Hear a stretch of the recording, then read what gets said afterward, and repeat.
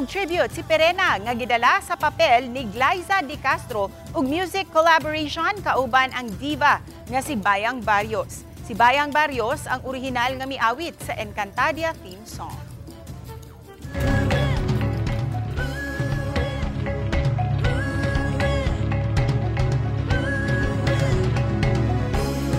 Gihimuan og lyrics ni Glyza ang theme song sa Encantadia nga tadhana. Dagang mga kapuso nga Encantadix ang mi-heart sa post ni Glyza De Castro. Butang nga gikalipay niya.